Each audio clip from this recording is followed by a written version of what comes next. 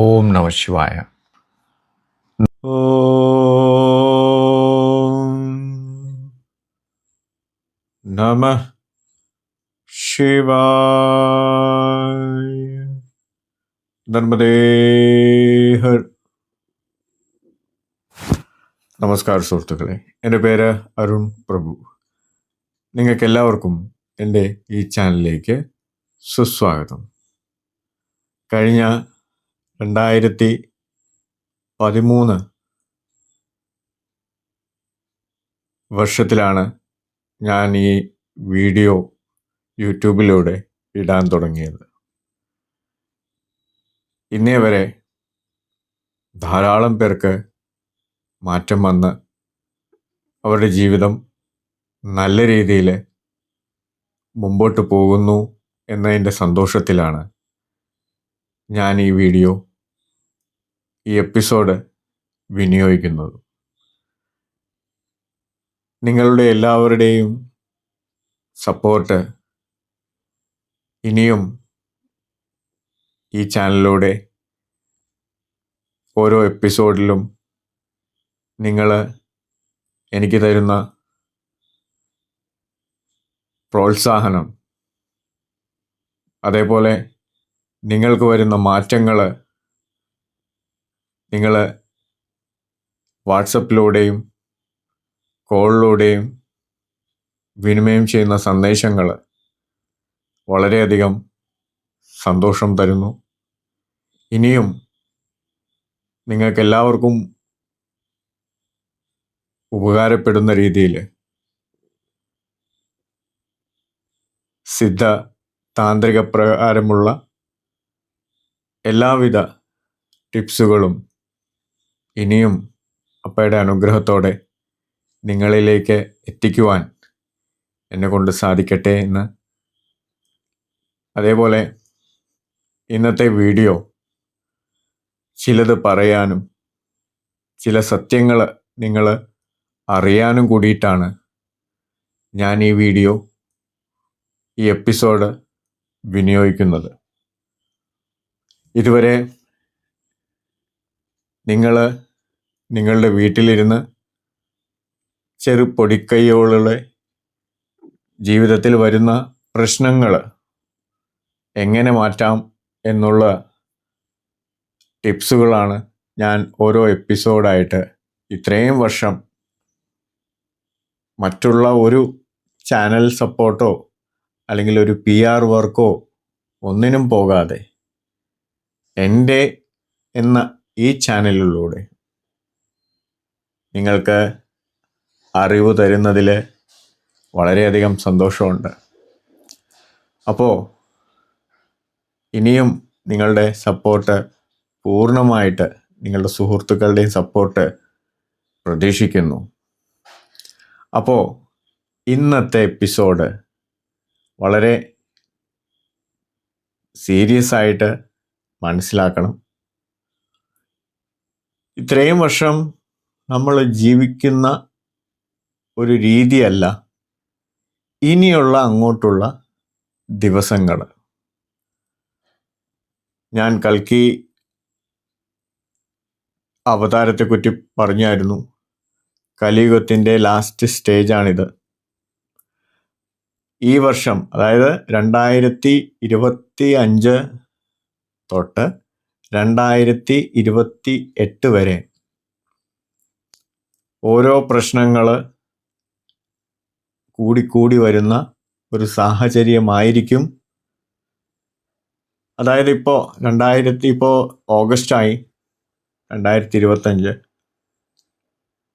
ഇനി അങ്ങോട്ടുള്ള ദിവസങ്ങൾ നമുക്ക് നല്ല സുഖമുള്ള ആയിരിക്കില്ല വാർത്തകൾ. ഇപ്പോൾ ഇന്നേക്ക് കൂടി 20-21 സ്ഥലങ്ങളിൽ പ്രകൃതി ദുരന്തങ്ങളാണ്. നമുക്ക് TV ചാനൽ ഓൺ ചെയ്താൽ അറിയാൻ പറ്റും, യൂട്യൂബിലൊക്കെ അറിയാൻ പറ്റും. ഇത് ഞാൻ 2016 തന്നെ വളരെ വ്യക്തമായിട്ട് പറഞ്ഞിട്ടുള്ളതാണ്. പക്ഷേ ആരും അത് സീരിയസ് ആയിട്ട് എടുത്തില്ല. കൊറോണ എന്തൊക്കെ വരും, എന്തൊക്കെ പ്രശ്നങ്ങൾ വരും എന്നൊക്കെ.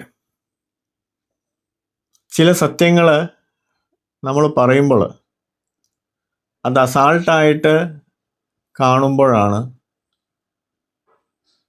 ആ അവസരം വന്നു ചേരുമ്പോൾ അതിനെപ്പറ്റി ചിന്തിക്കുകയുള്ളൂ. അതാണ് മനുഷ്യൻ്റെ സ്വഭാവം. മഴ വരുമ്പോഴായിരിക്കും കുട എടുക്കേണ്ട ഒരു ചിന്ത വരുള്ളൂ. അപ്പോൾ അതുപോലെ ആയിരിക്കില്ല ഇനിയുള്ള 2028 വരെയുള്ള വർഷം. ഇപ്പം 2026 എന്ന് പറയുന്നത് 8 ദിക്കിന്നും അപകടം എന്ന് പറയുന്ന പോലെയാണ്. സൂര്യനിൽ നിന്നും ഉൽക്ക ഭൂമിയിലേക്ക്, അതായത് സമുദ്രത്തിലേക്ക് വളരെ വേഗതയിൽ പതിക്കുകയും അതൊരു സുനാമി എന്നുള്ള അവതാരമെടുക്കുകയും കടലുമായിട്ട് ബന്ധപ്പെട്ട് കിടക്കുന്ന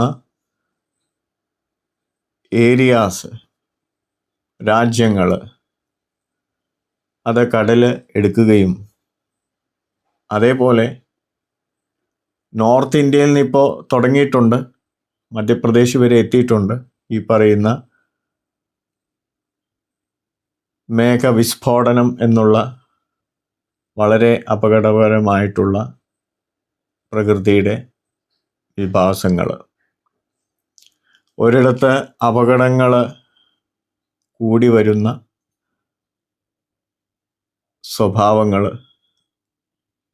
മറ്റൊരിടത്ത് അഗ്നി എന്നുള്ളൊരു പ്രതിഭാസങ്ങൾ. ഇതൊന്നും നമുക്ക് സഹിക്കാൻ പറ്റാത്ത, അതിന്മേലാണ് കൊറോണയേക്കാളും 10 മടങ്ങ് വീര്യമുള്ള രോഗങ്ങൾ. അതായത് 2028 കൂടുമ്പോൾ ഈ ലോക ജനസംഖ്യയുടെ പകുതി ജനസംഖ്യ മാത്രമേ 2029 അവശേഷിക്കൂ എന്ന് പറയുമ്പോൾ നമുക്ക് സീരിയസ് അല്ലാത്തതാണെങ്കിലും നമുക്ക് മനസ്സിലാക്കാം അത്ര ഭയാനകമായിട്ടുള്ള ഒരു വർഷങ്ങളായിരിക്കും ഈ 3 വർഷങ്ങൾ. ഇപ്പോൾ മിനിഞ്ഞാന്ന് ഡൽഹിയിൽ സ്ട്രീറ്റ് ഡോഗ്സിന് അവരുടെ സ്വാതന്ത്ര്യത്തിന് മുട്ടും വിധത്തിൽ വിധിയുണ്ടായി. ഇന്ന് ഡൽഹി മൊത്തം മുങ്ങി. അതായത് നോർത്ത് ഇന്ത്യ ഫുൾ ഇപ്പോൾ മേഘവിസ്ഫോടനമായിരിക്കുകയാണ്. കാരണം നാം തന്നെയാണ് എന്നുള്ളതാണ് മനസ്സിലാക്കേണ്ടത്. അതായത് പ്രയാഗ്രാജിൽ മഹാകുംഭമേള നിങ്ങളെല്ലാവരും കണ്ടിട്ടുണ്ടാവും, കേട്ടിട്ടുണ്ടാവും. ഇന്ന് നിങ്ങൾ പ്രയാഗ്രാജ് പോയി നിങ്ങൾ അവിടെ സന്ദർശിച്ചാൽ ആ പ്രയാഗ്രാജ് പട്ടണം മൊത്തം വെള്ളത്തിലാണ്. അതായത് ഒരു നില മുഴുവനും വെള്ളത്തിനടിയിലായി കഴിഞ്ഞു. അവിടെ എന്താണ് സംഭവിച്ചത് ഇപ്പോൾ? അതായത് ഒരു 14 വർഷത്തിന് ശേഷം വരുന്ന മഹാകുംഭമേള എന്ന് പറയുന്നത് അത് സാധാരണ മനുഷ്യർക്കുള്ളതല്ല. സാധു നാഗ സന്യാസിമാർക്ക് ഉള്ള ഒരു പ്രതിഭാസമാണ് കുംഭമേള എന്ന് പറയുന്നത്. അല്ലാതെ ഇപ്പോൾ സാധാരണ ഇപ്പോൾ കഴിഞ്ഞ കുംഭമേളയിൽ എല്ലാവരുടെയും ഫേസ്ബുക്കും ഇൻസ്റ്റാഗ്രാമിലും സ്റ്റാറ്റസ് അതാണ്, ഞാൻ പോയി കുളിച്ചു വന്നു. അവിടെ സ്റ്റാറ്റസിന് വേണ്ടിയിട്ടാണ് പോയിരിക്കുന്നത്. അതും ഇത്രയും സീരിയസ് ആയിട്ടുള്ള നമ്മുടെ സംസ്കാരത്തിൻ്റെ ഒരു ഭാഗമായിട്ടുള്ള കുംഭമേള വെറും റീൽസ് ചെയ്യാനും അതേപോലെ യൂട്യൂബിൽ എപ്പിസോഡിൽ ആക്കാനൊക്കെ ആയിരുന്നു എല്ലാവരുടെയും പോക്ക്. സത്യമായിട്ടുള്ള സ്നാനമെന്ന് പറയുന്നത്, ഇപ്പോൾ ഏതൊരു സ്നാനമാണെങ്കിലും നമ്മുടെ ദോഷങ്ങൾ, കടങ്ങൾ ഒക്കെ മാറുക എന്നുള്ളൊരു ഉദ്ദേശമാണ്. ഋണങ്ങൾ, അമ്മയോടുള്ള ഋണം, അച്ഛനോടുള്ള ഋണം, ഗുരുവിനോടുള്ള ഋണം, മറ്റുള്ള കർമ്മവിനകൾ. അപ്പോൾ അവിടെ എന്താ ചെയ്യുക? അവിടെ പോയിട്ട് ഈ പറയുന്ന പൂജാരികൾ അവിടെ ഉണ്ടാവും. അവരോട് പൂജകൾ, തർപ്പണങ്ങൾ ഒക്കെ ചെയ്തതിന് ശേഷം നമ്മൾ സ്നാനം ചെയ്താൽ മാത്രമേ അതിൻ്റെ പൂർണ്ണത നമുക്ക് അനുഭവിക്കാൻ പറ്റുള്ളൂ. അല്ലാതെ ചുമ്മാ ചെന്ന് 5 പ്രാവശ്യം മുങ്ങി കഴിഞ്ഞാൽ ശുദ്ധിയാവുന്നതല്ല. മാത്രമല്ല, നമ്മളവിടെ ധാരാളം കപട സന്യാസം, കപടരായിട്ടുള്ളവർ വന്ന് ആ പുണ്യതയെ അശുദ്ധിയാക്കിയതിന് അന്ന് തന്നെ അവിടെ അഗ്നിബാധയും ഒക്കെ ഉണ്ടായിരുന്നു. എത്രയോ പേര് ഹോസ്പിറ്റലൈസ് ആയി, എത്രയോ പേര് മരിച്ചു. ഇന്ന് നിങ്ങളവിടെ പ്രയാഗരാജിൽ പോയി കഴിഞ്ഞാൽ, പണ്ടൊക്കെ ആ കുംഭമേള നടക്കുമ്പോൾ 400 മീറ്റർ ഒന്ന് പോകാൻ 1000 രൂപ ഓട്ടോ കൂലി വാങ്ങിച്ച് ചരിത്രമാണ് അവിടെ അന്ന് കുംഭമേള നടക്കുമ്പോൾ. പക്ഷെ ഇപ്പോൾ അവിടെ ഓട്ടോ ഇല്ല, ബസ്സും ഇല്ല, കാറും ഇല്ല. ആ നഗരം മൊത്തം ഇപ്പോൾ വെള്ളത്തിലടിയിലായി. അതാണ് പറയുന്നത്, പ്രകൃതിയോട് ഒരിക്കലും നമ്മൾ കളിക്കരുത്. ഇപ്പോൾ മേഘവിസ്ഫോടനം UP യിലുണ്ടായി, ഉത്തരാഖണ്ഡിൽ. അവിടെ എന്താ നടന്നത്? നദി എന്ന് പറഞ്ഞാൽ സ്വതന്ത്രമായിട്ട് ഒഴുകുന്ന പ്രതിഭാസമാണ്. പക്ഷേ മനുഷ്യർക്ക് ഈ ടൂറിസം എന്നുള്ളതിനെ വാരിയെടുക്കാൻ വേണ്ടിയിട്ട് അവർ നദിയുടെ വീതി കുറച്ച് കൊണ്ടുവന്ന് അവരുടെ റിസോർട്ടും ഹോം സ്റ്റേയും ഒക്കെ പണിതു. അപ്പോൾ സ്വതന്ത്രമായി ഒഴുകുന്ന നദിക്ക് ആ പ്രതിഭാസം പുനരാവിഷ്കരിക്കപ്പെട്ടു എന്ന് തന്നെ വേണമെങ്കിൽ പറയാം. എന്താണോ മനുഷ്യർ പ്രകൃതിയിൽ നിന്നും കവർന്നെടുത്തത്, അത് പ്രകൃതി തിരിച്ചു പിടിച്ചു, അത്രേ ഉള്ളൂ. 1000കണക്കിന് 2000കണക്കിന്, അതായത് അളവില്ല, കണ്ടവരെ, കണ്ടു കിട്ടിയവരെ രക്ഷപ്പെടുത്തി. ഇനി എത്രയോ 1000 താഴെ കിടപ്പുണ്ട്, പക്ഷെ ഒന്നും ചെയ്യാൻ പറ്റില്ല. അവരെടുത്ത് നമുക്ക് ഒന്നും, കാരണം എത്രയോ അടി താഴെയായി പോയി അവർ. നിങ്ങൾ വീഡിയോ കണ്ടു കാണും, എത്രയോ മേളിൽ നിന്നാണ് ഈ വിസ്ഫോടനം നടന്ന് ആ മലയോടുകൂടി താഴെ വരുന്നത്. അപ്പോൾ ഇങ്ങനെയാണ് പ്രകൃതി റിയാക്ട് ചെയ്യുന്നത്. മനുഷ്യൻ വട്ടപൂജ്യമാണ്. അതായത് ഈ ഭൂമിയുടെ 3/4 ഭാഗവും വെള്ളത്താൽ ചുറ്റപ്പെട്ട് കിടക്കുന്നു എന്നുള്ളത് നമ്മൾ പണ്ട് LP സ്കൂളിലൊക്കെ പഠിച്ചിട്ടുള്ളതാണ്. അപ്പോൾ അങ്ങനെ ഒരു പ്രതിഭാസം നമ്മളുടെ പ്രകൃതിയിൽ, മറ്റുള്ള ജീവികളെ പോലെയാണ് മനുഷ്യരും. 4 കാലികളുണ്ടാവും, ഇരുകാലികളുണ്ടാവും, 8 കാലികളുണ്ടാവും. അതിൽ ഉൾപ്പെടുന്ന ഒരു ജീവി മാത്രമേ ഉള്ളൂ മനുഷ്യർ. പക്ഷേ മനുഷ്യൻ്റെ അഹങ്കാരവും ആർത്തിയുമാണ് നമുക്ക് ഇപ്പോൾ നമ്മൾ അനുഭവിച്ചുകൊണ്ടിരിക്കുന്ന ഓരോ പ്രശ്നങ്ങൾ. ഇപ്പോൾ നായ്ക്കളെന്ന് പറഞ്ഞാൽ ഭൈരവൻ്റെ വാഹനമാണ്. ആ വീഡിയോ കണ്ടപ്പോൾ തന്നെ എൻ്റെ മനസ്സിന് തന്നെ സങ്കടം വന്നു. ഒരു കൂട്ടം നായ്ക്കളെ എടുത്തെറിയുകയാണ് ഷെൽട്ടർ റൂമിലേക്ക്. അങ്ങനെയാണോ വേണ്ടത്? ഇപ്പോൾ ഡൽഹി മൊത്തം മുങ്ങി. ഇപ്പോൾ നായ്ക്കൾ എന്തുകൊണ്ടാണ് കടിക്കുന്നത്? അവരെങ്ങനെയാണ് ഇങ്ങനെ മാനസികമായിട്ട് പ്രശ്നങ്ങൾ വരുന്നത് നായ്ക്കൾക്ക്? അതിനും കാരണം മനുഷ്യരാണ്. ഇപ്പോൾ ഡൽഹിയിലൊക്കെ പോയി കഴിഞ്ഞാൽ നിങ്ങൾക്കറിയാൻ പറ്റും, എത്രയോ വേസ്റ്റാണ് ഒരു ഏരിയയിലേക്ക് തട്ടിക്കൊണ്ടുപോയിരിക്കുന്നത്. അതിൽ ആശുപത്രിയിലെ മാലിന്യങ്ങളുണ്ടാവും, സർജിക്കൽ മാലിന്യങ്ങളുണ്ടാവും, ഹോട്ടൽസിലെ മാലിന്യങ്ങളുണ്ടാവും. അങ്ങനെ എല്ലാ ഇൻഡസ്ട്രിയിലും ഉള്ള മാലിന്യങ്ങളാണ് അവിടെയുള്ളത്. പ്രത്യേകിച്ച് ഈ പറയുന്ന ആശുപത്രി മാലിന്യങ്ങൾ, മരുന്നും ഒക്കെ, അതൊക്കെ കഴിക്കാൻ വരുന്നവർ ഈ നായ്ക്കളാണ്. അപ്പോൾ ഇപ്പോൾ സാധാരണ ഒരു വാലിഡിറ്റി കഴിഞ്ഞ ഒരു മരുന്ന് കഴിച്ചാലുള്ള ഒരു മനുഷ്യൻ്റെ അവസ്ഥ നിങ്ങൾക്ക് മനസ്സിലാവും. അപ്പോൾ എത്രയോ മരുന്നുകൾ അവിടെ ഡംപിളാണ്. ഈ ഭക്ഷണത്തിൻ്റെ ഇടയ്ക്ക് ഈ മരുന്നും കൂടി അവരുടെ ശരീരത്തിൽ ചെല്ലുമ്പോൾ ഉണ്ടാകുന്ന പ്രശ്നങ്ങളാണ് ഈ പറയുന്ന പൊതുവായിട്ടുള്ള. പക്ഷേ അങ്ങനെ ഒരു പ്രശ്നം അവിടെ കുറവാണ്. 100-ലൊരു 10 പേരെ കടിച്ചാൽ അതും ഓരോ ഘട്ടമായിട്ടാണ്. അങ്ങനെ കണ്ടവരെയൊന്നും കടിക്കുന്ന ചരിത്രമൊന്നും അവിടെ ഞാൻ കണ്ടിട്ടില്ല. പക്ഷെ അഥവാ സംഭവിച്ചാൽ തന്നെയും അതിൻ്റെ സാങ്കേതിക തത്വം ഇതാണ്. അവർക്ക് കഴിച്ചാൽ മതി, പക്ഷെ കഴിച്ചു കഴിഞ്ഞാലുള്ള റിയാക്ഷൻ ആയിരിക്കും ഇങ്ങനെയുള്ളത്. അപ്പോൾ നമ്മൾ എങ്ങും എത്താത്ത ഒരു സ്ഥിതിഗതിയിലേക്കാണ് ഇപ്പോൾ നമ്മൾ പോകുന്നത്. ഇപ്പോൾ ഇന്ന് ഈ ഒരു കാലയളവിൽ, അതായത് 2025 തൊട്ട്, അതായത് ഈ വർഷം തൊട്ട് 2028 വരെ ഉള്ള കാലയളവാണ് ധർമ്മയുഗം എന്ന് പറയുന്നത്. ഇവിടെ ധർമ്മം പുനർസ്ഥാപിക്കുക എന്നുള്ളൊരു ഘട്ടമാണ് നടക്കുന്നത്. 2028 തൊട്ട് 2032 വരെ നമ്മൾ ഫുള്ളി പ്യൂരിഫിക്കേഷനിലേക്ക് പോയിക്കൊണ്ടിരിക്കുകയാണ്, അതായത് സത്യയുഗത്തിലേക്ക് പോയിക്കൊണ്ടിരിക്കുകയാണ്. അപ്പോൾ ഇന്നലെ ഒരു സുഹൃത്ത് ചോദിച്ചു, കലിയുഗം അവസാനിച്ചു, പക്ഷെ കലിയുഗം എന്ന് പറയുന്നത് 4,32,000 സിസ്റ്റമാണ് പറയുന്നത്. ഇപ്പോൾ 5,000 സിസ്റ്റം മാത്രമേ ആയുള്ളൂ. ഇനി ഇത്രയോ ലക്ഷം വർഷം ഉണ്ടെന്നുള്ളത് അത് വ്യക്തമാക്കി ഞാൻ തരാം.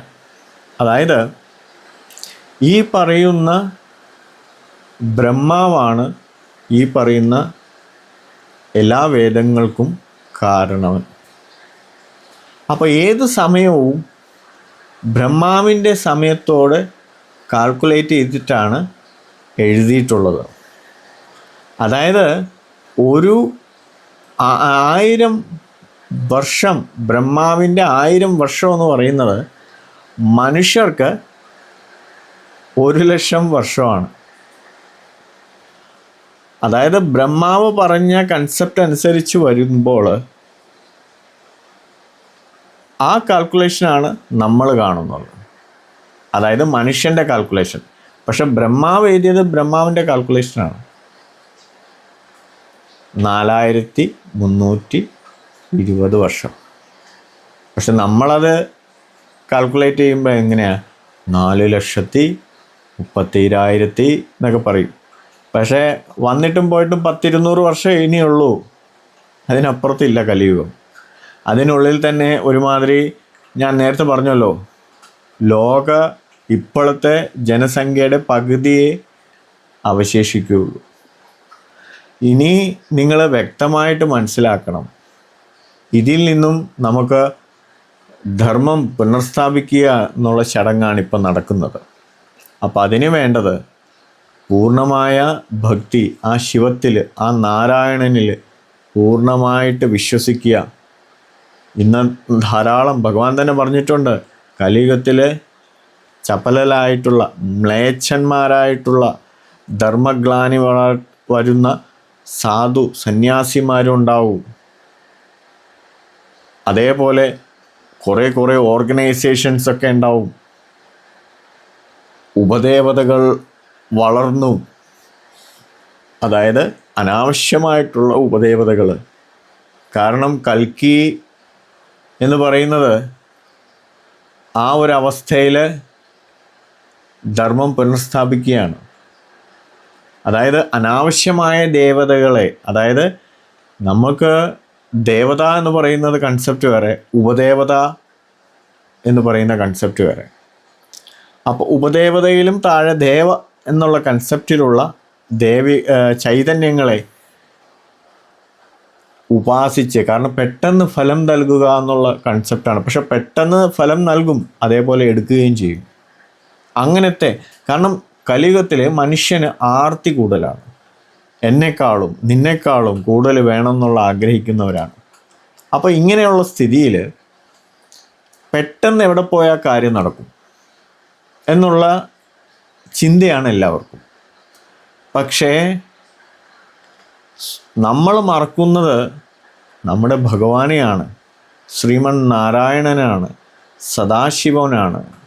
അതായത് ത്രിമൂർത്തികൾക്ക് ശക്തി നൽകുന്നതും ത്രിമൂർത്തികളെ സൃഷ്ടിക്കുന്നതുമായ കാരകനായിട്ടുള്ള ശ്രീമന്നാരായണൻ, എല്ലാത്തിലും വസിക്കുന്നവൻ.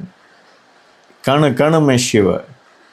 നാരായണനും ശിവനും, അതായത് ശിവം, രണ്ട് പേര്, കൺസെപ്റ്റ് ഒന്ന് തന്നെയാണ്. ഒന്ന് ആകാരമുള്ളവനും ഒന്ന് നിരാകാരനും. നിരാകാരം എന്ന് പറഞ്ഞാൽ ശിവൻ, ആകാരമുള്ളത് നാരായണൻ. അപ്പോൾ പൂർണ്ണമായിട്ട് നാം ഭഗവത് പാദങ്ങളിൽ,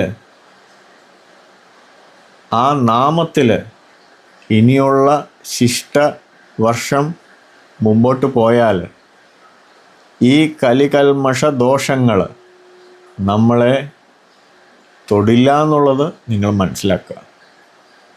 ഇപ്പോൾ 10,000 രൂപയുടെ കർമ്മങ്ങൾ ചെയ്യുന്നു, ലക്ഷങ്ങൾ മുടക്കി ഓരോ കർമ്മങ്ങളൊക്കെ ചെയ്യുന്നു. അതിനൊന്നും ഇനിയിപ്പോൾ ഗുഡ് ബൈ പറയാം. ഇനി ഫേക്ക്, അതായത് കപട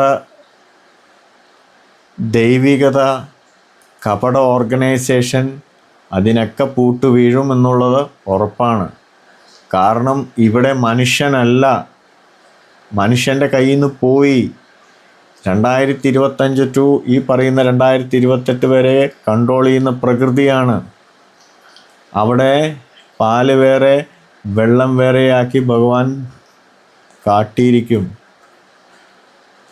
ഈ പറയുന്ന കള്ളപ്രവചനങ്ങൾ നടത്തുന്നവരൊക്കെ എല്ലാ ഗ്യാസും ഹൈഡ്രജൻ ബലൂൺ പോലെ പൊട്ടും. അത് മനസ്സിലാക്കണം. കാരണം രീതി അതാണ്. കാരണം ഇവിടെ ധർമ്മം മാത്രം ഫോളോ ചെയ്യുന്നവർക്ക്, ഇപ്പോൾ നിങ്ങളെ ഭഗവാനുമായിട്ട് കണക്ട് ചെയ്യേണ്ട ആവശ്യമില്ല, ഒരു മീഡിയേറ്ററിൻ്റെ ആവശ്യമില്ല. പ്രത്യേകിച്ച് ധർമ്മയുഗം, ഈ നടക്കുന്ന യുഗത്തിൽ സിംപിളി നിങ്ങളുടെ വീട്ടിൽ എന്താണോ മനസ്സോടെ ചെയ്യാൻ, ഭഗവാനെക്കുറിച്ച് ചെയ്യാൻ തോന്നുന്നത് അത് ചെയ്താൽ മതി. ഭഗവാൻ എന്തോ ആയിക്കോട്ടെ, ഒരു മീഡിയേറ്ററിൻ്റെ ആവശ്യമില്ല. If you call you will come. ഞാൻ ഈ പറയുന്നതിൽ നിങ്ങൾക്ക് വിശ്വാസം ഇല്ലെങ്കിൽ നിങ്ങൾ ജസ്റ്റ് നാളെ തൊട്ട് വാച്ച് ചെയ്യൂ. പ്രകൃതിയിൽ എത്ര ഫാസ്റ്റായിട്ടാണ് കാര്യങ്ങൾ ഇനി ഉള്ള ദിവസങ്ങളിൽ നടക്കുന്നതെന്നുള്ളത്. പ്രകൃതി റിയാക്ട് ചെയ്യാൻ തുടങ്ങി. ക്ഷമിച്ചു നന്നാവുന്നില്ല. ഇനിയുള്ള ദിവസങ്ങൾ നിങ്ങൾ മൂക്കിൽ കൈ വെച്ച് പോവും. ഞാൻ ഈ പറയുന്നത് നിങ്ങളുടെ ഫീഡ് ചെയ്ത് വെച്ചോളൂ. ഇനിയുള്ള ദിവസങ്ങളിൽ ഈ കാര്യങ്ങളെല്ലാം നടക്കും. പ്രകൃതി റിയാക്ട് ചെയ്യാൻ തുടങ്ങി. യുദ്ധങ്ങൾ, അപകടങ്ങൾ, രോഗങ്ങൾ, ഇവയെല്ലാം വെറും 25% ആണ്. ബാക്കി 75%ഉം ഭൂമി തന്നെ, ഈ പ്രകൃതി തന്നെ വിനാശം ചെയ്യും. കാരണം അനാവശ്യമായിട്ടുള്ള കൺസ്ട്രക്ഷൻസ്, ഭൂമിക്ക് ക്ഷതമേൽക്കുന്ന രീതിയിലുള്ള പ്രൊമോഷൻസ്, ഇതൊക്കെ ഇതിനൊരു ഘടകമാണ്. ഉയരാം പ്രകൃതിയെ നശിപ്പിക്കാതെ. അല്ലാത്ത പക്ഷം പ്രകൃതി പഴയ എങ്ങനെയാണോ ഇരുന്നത്, ഇപ്പം മിനിഞ്ഞാന്ന് നിങ്ങൾ 18 സ്ഥലങ്ങൾ നിങ്ങൾ വാച്ച് ചെയ്തോളൂ. ഈ പറയുന്ന ഉത്തരാഖണ്ഡും മധ്യപ്രദേശും ഒക്കെ എങ്ങനെയാണോ പണ്ടുണ്ടായിരുന്നത് അതേപോലെ ആക്കി വിട്ടിട്ടുണ്ട്. കെട്ടിടവും കാണാനില്ല, റിസോർട്ടും കാണാനില്ല, ഹോം സ്റ്റേയും കാണാനില്ല. നോക്കുമ്പോൾ ഒരു ചെളി പിടിച്ച മൈതാനം. അതാണ് പ്രകൃതി. പണ്ടൊക്കെ പ്രകൃതി റിയാക്ട് ചെയ്യില്ല. അപ്പോൾ എന്തായി? മനുഷ്യൻ ആർത്തിയായി. ഫ്ലാറ്റ്, വില്ല, അതേ പറഞ്ഞ മൃഗങ്ങളെ വെട്ടിത്തെളിച്ചു, ഓരോ മൃഗബലികൾ. ഈ മൃഗബലി എന്ന് പറയുന്നത് തന്നെ തെറ്റാണ്. ഇപ്പോൾ ദേവി മഹാത്മ്യമിൽ ബലിപ്രിയ എന്ന് പറയുന്നത് മൃഗബലി എന്ന് അവിടെ എഴുതിയിട്ടില്ല. നമ്മൾ ഞാൻ ജാതിക്ക കോൺസെപ്റ്റ് ഞാൻ പറഞ്ഞായിരുന്നു. ദേവിക്ക് മുന്നിൽ പൊട്ടിച്ചു കഴിഞ്ഞാൽ അത് ബലിയാണ്. നമ്മളൊരു പായസം അമ്മയ്ക്ക് കൊടുത്തു, അതും ബലിയാണ്. എന്താണോ അർപ്പിക്കുന്നത് അത് ബലി എന്ന് പറയും. ഭദ്രകാളിക്ക് എന്തർപ്പിച്ചോ അത് നിവേദ്യമല്ല, അത് ബലിയാണ്. ഇപ്പോൾ സാധാരണ മഹാവിഷ്ണുവോ അല്ലെങ്കിൽ ഗണപതിയോ നമ്മൾ എന്തെങ്കിലും നിവേദ്യം അർപ്പിച്ചാൽ അത് നിവേദ്യം. പക്ഷേ ഭദ്രകാളിക്ക് എന്താണോ അർപ്പിക്കുന്നത് അത് ഈ പറയുന്ന ബലി കൺസെപ്റ്റാണ്. ദാറ്റ് ഡസൻ മീൻ അമ്മ ബലി സ്വീകരിക്കുന്നു എന്നുള്ളതല്ല, മൃഗബലിയല്ല അവിടെ ഉദ്ദേശിക്കുന്നത്. അപ്പോൾ അനാവശ്യമായിട്ടുള്ള ഇങ്ങനത്തെ അനുഷ്ഠാനങ്ങൾ വർദ്ധിച്ചു വരുന്നതും ദേവകോപം, പ്രകൃതികോപത്തിന് കാരണമാവും. ഞാൻ പറഞ്ഞല്ലോ, ഈ ഇഹലോകത്ത് ഏതൊക്കെ അണുക്കൾ തൊട്ട് തിമിംഗലം വരെയുള്ളവർക്ക് സ്വാതന്ത്ര്യത്തോടെ ജീവിക്കാനാണ് പറഞ്ഞിരിക്കുന്നത്. അതിനുള്ള പ്രകൃതി എല്ലാം നൽകുന്നുണ്ട്. പക്ഷെ പ്രകൃതിയെ നശിപ്പിച്ച് ഉയർന്ന ഒരു തലത്തിൽ എത്തുക എന്നുള്ള മനുഷ്യൻ്റെ ആർത്തിയാണ് ഇതിനെല്ലാം വഴിത്തിരിവായത്. ഇനിയിപ്പോൾ മനുഷ്യനൊന്നും ചെയ്യാൻ പറ്റില്ല. പ്രകൃതി പഴയ മോഡിലേക്ക്, അതായത് സ്പോർട്സ് മോഡ്, എക്കോ മോഡ് എന്നൊക്കെ പറയുന്നില്ലേ, ആ പറയുന്ന നാച്ചുറൽ മോഡിലേക്ക് വന്നുകൊണ്ടിരിക്കുകയാണ്. അതേസമയം മനുഷ്യൻ്റെ ഈ പറയുന്ന നിരീശ്വരമായിട്ടുള്ള, അതായത് ആസുരികമായിട്ടുള്ള മനസ്സ് അവിടെ വ്യതിചലിക്കുന്നു. അതായത് അനാവശ്യമായിട്ടുള്ള, ഇന്നത്തെ കാലത്ത് എന്താണ് പഠിപ്പിക്കുന്നത് സ്കൂളിൽ? ഒരു ഉപകാരമില്ലാത്ത ഒരു മൾട്ടി കമ്പനിക്ക് വേണ്ടി ഉയർത്തുന്ന ഒരു മോഡ് എന്ന് വേണമെങ്കിൽ, ഒരു റോബോട്ട് എന്ന് വേണമെങ്കിൽ ഇന്നത്തെ വിദ്യാഭ്യാസവും കുട്ടികളായിട്ട് പറയാം. ഒരു ഡോക്ടർ ഒരു മെഡിക്കൽ കമ്പനിക്ക് വേണ്ടി ജീവിക്കുന്നു.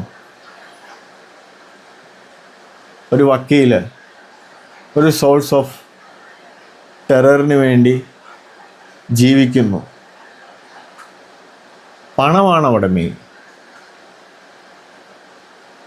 ഒരു ലിമിറ്റഡ് കമ്പനിക്ക് വേണ്ടി വളർത്തിയ ഒരു റോബോട്ട്, അതെന്ന് വേണമെങ്കിൽ മാത്രം പറഞ്ഞാൽ മതി. ഒരു ഉപകാരമില്ല. ഇനിയുള്ള കാലം ഒരു നല്ല ഡോക്ടറിനെ കിട്ടുമോ? ഇല്ല. കാരണം ആ ഡോക്ടർ ഒരു റെപ്യൂട്ടഡ് കമ്പനിയുടെ പ്രൊമോട്ടറായിരിക്കും. ആ മരുന്നുകൾ മാത്രമേ പ്രൊമോട്ട് ചെയ്യുള്ളൂ. വക്കീൽ ഒരു റെപ്യൂട്ടഡ് ആയിട്ടുള്ള ആയിരിക്കത്തില്ല ഇന്നത്തെ കാലത്ത്. രണ്ടിടത്തുനിന്നും കാശ് വാങ്ങും.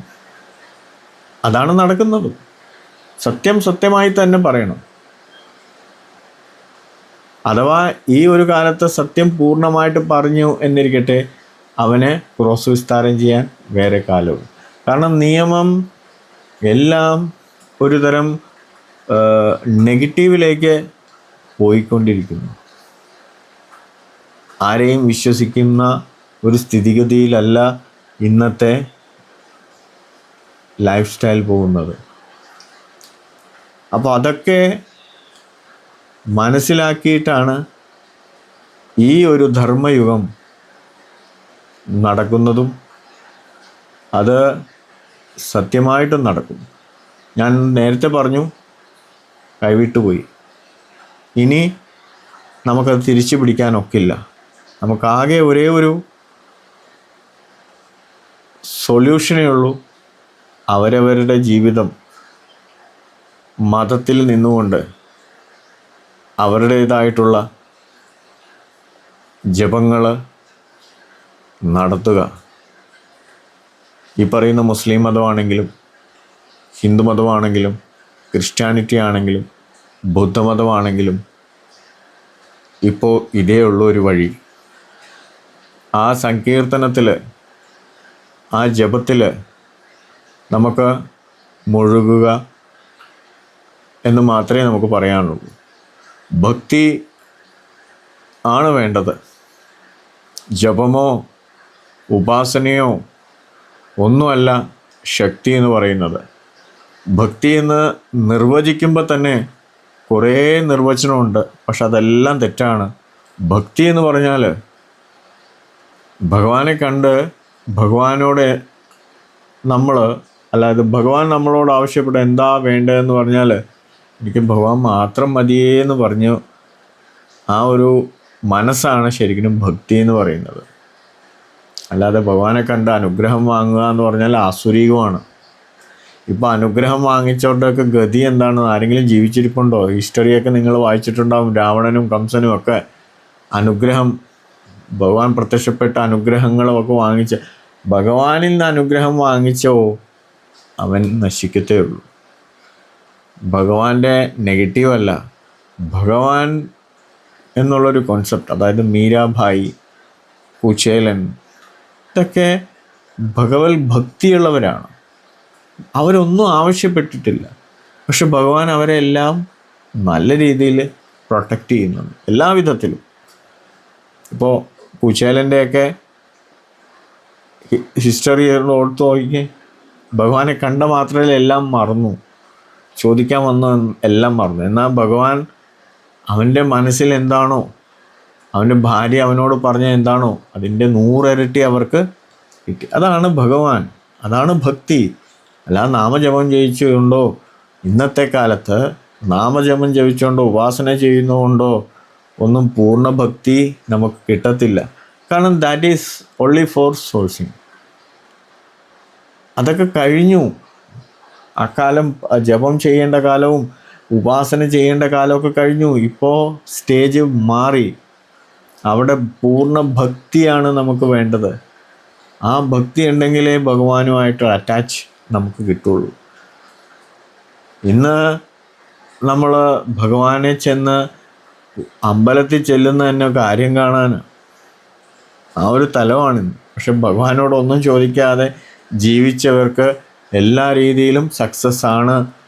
മറിച്ച് എനിക്കത് താ ഭഗവാനെ, എനിക്കിത് താ ഭഗവാനെ എന്ന് പറഞ്ഞാൽ അവരുടെ അട്ടർ ഫെയിലുവറാണ് അവരുടെ ജീവിതം. അതും കൂടി മനസ്സിലാക്കണം. കാരണം ഒരു മോഹമില്ലാതെ, ഒരു ലാഭേച്ഛയില്ലാതെ ഭഗവാനെ മാത്രം മതി എന്നുള്ള ചിന്തയോടെ ഏതൊരു വ്യക്തി മുന്നോട്ട് പോകുന്നോ ആ വ്യക്തിയുടെ സ്വഭാവമാണ് ഭക്തി. അത് ഇന്നത്തെ കാലത്ത് വളരെ അപൂർവം പേർക്കേ ഉണ്ടാവുള്ളൂ. ഭഗവാനെ കണ്ട മാത്രയിൽ, നിങ്ങൾ ശ്രീകോവിലിൽ ഭഗവാന്റെ മുമ്പിൽ ചെന്ന് മാത്രയിൽ നിങ്ങളുടെ കണ്ണീര് ഒരു കാരണവുമില്ലാതെ തുളുമ്പിയാൽ അതാണ് ഭക്തി. അവരെ വിജയിക്കുകയുള്ളൂ, അവർക്കേ മനസ്സിന് സന്തോഷം ഉണ്ടാവുള്ളൂ. അല്ലാതെ ഭഗവാനെ കണ്ട് എനിക്ക് അതാകണേ ഭഗവാനെ, എനിക്കിത് കിട്ടണേ ഭഗവാനെ എന്ന് പറയുന്നവർക്ക് അവർ ലൈഫിൽ ആരും വിജയിച്ചിട്ടില്ല. 100% ഉറപ്പാണ്. കാരണം ഭഗവാന്റെ പൂർണ്ണത അറിയുന്നത് അവൻ്റെ കണ്ണീര് കണ്ടാൽ അറിയാം എത്ര അറ്റാച്ച്മെൻ്റ് ആയിട്ടുണ്ടോ എന്ന്. അവർ ഭഗവാനോട് സംസാരിക്കുന്നു, ഭഗവാൻ അവരോടും സംസാരിക്കുന്നുണ്ട്. അവർക്ക് പ്രത്യേകിച്ച് ശ്രീകോവിലിൽ പോയി മുമ്പിൽ നിൽക്കേണ്ട ആവശ്യമില്ല. അവർ മനസ്സിൽ ഒരാഗ്രഹവും ഉണ്ടാവില്ല. ഭഗവാനെ എന്ന് വിളിക്കുമ്പോൾ മാത്രമേ, ആ വിളിയിൽ തന്നെ അവരുടെ കണ്ണിൽ നിന്ന് ഓൺ ദ സ്പോട്ട് വെള്ളം വരും, കണ്ണീര് വരും. അതാണ് ഭക്തി. നമുക്ക് എത്ര പേർക്കുണ്ട് അങ്ങനത്തെ ഒരു കഴിവ്? അത് ചിന്തിച്ച് നോക്കണം. ആ ഒരു തലത്തിൽ നമ്മൾ എത്തണം. എന്നാൽ മാത്രമേ ഭഗവാൻ എന്ന് വിളിച്ചാൽ ഭഗവാൻ അവരുടെ മുമ്പിൽ വിളിപ്പുറത്താണ്, ഇല്ലെങ്കിൽ എൻ്റെ പേര് മാറ്റും. ഇങ്ങനെ ഉള്ള വ്യക്തികൾ ഭഗവാനെ വിളിച്ചാൽ ഭഗവാൻ വരില്ല എന്ന് ഉറപ്പല്ല. ഭഗവാൻ വന്നിരിക്കും, അവർ കമ്മ്യൂണിക്കേറ്റ് ചെയ്തിരിക്കും. I know it. അതാണ് ഭക്തി. നിങ്ങൾക്കെല്ലാവർക്കും അറിയാം, ഭഗവാനെ കണ്ടവരുണ്ടാവും. പക്ഷേ മറ്റുള്ള സങ്കല്പങ്ങളിലുള്ള ഭഗവാനല്ല നാം ഹൃദയത്തോട് വിളിക്കുമ്പോൾ, ആ കണ്ണീർ വിളിക്കുമ്പോൾ ഭഗവാൻ വരുന്ന മുമ്പിൽ നിൽക്കുന്നത്. എല്ലാം കേൾക്കുന്നുമുണ്ട്, എല്ലാം കാണുന്നുമുണ്ട്, കൂടെ നടക്കുന്നുമുണ്ട്. ഈ ഒരു കാലം നമ്മൾ സത്യമായ ആ പൂർണ്ണ സത്യത്തെ, ആ സദാശിവത്തെ, ശ്രീമൻ നാരായണനെ പൂർണ്ണമായിട്ട് അറിഞ്ഞ് ആ തൃപ്പാദങ്ങളിലെല്ലാം സമർപ്പിച്ച് ആ നാമജപത്തിൽ കഴിയുക. ഇനിയുള്ള ദിവസങ്ങൾ വളരെ വളരെ വിലപ്പെട്ടതാണ്.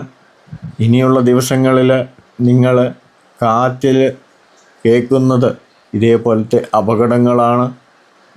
അതൊന്നും പേടിക്കേണ്ട. ഭഗവാനിലേക്ക് പൂർണ്ണ മനസ്സോടെ, ഒരു മീഡിയേറ്ററിൻ്റെ ആവശ്യമില്ല. ആ രാജ്യം വരും, ഈ രാജ്യം വരും, ഒന്നും നിങ്ങൾ ചെവിക്കൊള്ളണ്ട. നിങ്ങളുടെ ഭക്തി, നിങ്ങളുടെ മനസ്സ്, നിങ്ങൾക്കുണ്ട് അവകാശം ഭഗവാനെ നേരിൽ കാണാനുള്ള അവകാശം നിങ്ങൾക്ക് ഓരോരുത്തർക്കും ഉണ്ട്. ഒരു മീഡിയേറ്റർ വഴിയൊന്നും നിങ്ങൾക്ക് പോകേണ്ട ആവശ്യമില്ല. നമ്മളെല്ലാവരും ഭഗവാന്റെ തൻ്റെ മക്കളാണ്. ആ ഒരു ചൈതന്യം നമ്മളെ വന്ന് രക്ഷിക്കും. നമുക്കും കൂടി അതിൽ മനസ്സ് വേണം. ഈ പറയുന്ന സാത്വികമായിട്ടുള്ള ജീവിതം, സാത്വികമായിട്ടുള്ള ഭക്ഷണവും പ്രാമുഖ്യം കൊടുക്കുക. ഭഗവാൻ നിങ്ങളുടെ കൂടെയുണ്ട്. എന്തെങ്കിലും ഉണ്ടെങ്കിൽ ഭഗവാന്റെ അടുത്ത് പങ്കിടുക. ഇന്നത്തെ കാലത്ത് എവിടെ നോക്കിയാലും വഞ്ചനയും ക്രൂരതയുമാണ്. So don't be fool. Communicate with your heart. ഭഗവാൻ നിങ്ങളുടെ ഹൃദയത്തിൽ തന്നെ ഇരിപ്പുണ്ട്. നിങ്ങളത് മനസ്സിലാക്കുക, അത് ഉണർത്തുക. കമ്മ്യൂണിക്കേഷൻ ചെയ്യാൻ പാകത്തിന് ഭഗവാനെ നിങ്ങളിലേക്ക്, ആദ്യം നിങ്ങളെ തന്നെ സ്നേഹിക്കുമ്പോൾ ഭഗവാൻ ഓട്ടോമാറ്റിക്കലി വരും. അപ്പോൾ മറ്റുള്ള ഓർഗനൈസേഷൻ ആയിക്കോട്ടെ, മറ്റുള്ള സാധുക്കളായിക്കോട്ടെ, അതവരുടെ വഴിക്ക് പോട്ടെ. പക്ഷേ നിങ്ങളിൽ ഉള്ളിലിരിക്കുന്ന ഭഗവാനാണ് സത്യം. അകത്താണ് ഈശ്വരൻ, പുറത്തല്ല. അപ്പോൾ അത് മനസ്സിലാക്കുക. ഇനിയുള്ള ശിഷ്ടകാലം ഭക്തികൾ നിങ്ങളുടെ വീട്ടിലിരുന്നു കൊണ്ട് തന്നെ മുന്നോട്ട് കൊണ്ടുപോവുക. കഷ്ടകാലം തുടങ്ങിയെന്ന് വേണമെങ്കിൽ പറയാം. പക്ഷേ അതൊന്നും നമ്മളെ ഏശാതിരിക്കാൻ കൂടിയിട്ടാണ് ഞാനിത് മുൻകൂട്ടി പറയുന്നത്. അപ്പോൾ നിങ്ങൾക്കും നിങ്ങളുടെ കുടുംബാംഗങ്ങൾക്കും എപ്പോഴും അപ്പയുടെ അനുഗ്രഹം എപ്പോഴും ഉണ്ടായിരിക്കട്ടെ. നിങ്ങൾക്കും ഈ ചാനലിലും എപ്പോഴും അങ്ങോട്ട് നല്ല രീതിയിൽ അറ്റാച്ച്മെൻ്റായിട്ട് പ്രോത്സാഹനവും അതേപോലെ സപ്പോർട്ടും തന്നതിന് വളരെ വളരെ നന്ദിയുണ്ട്. അപ്പോൾ അടുത്ത എപ്പിസോഡിൽ വരുന്നവർ ഓം നമഃ ശിവായ. ഓം നമഃ ശിവായ. നർമ്മദേ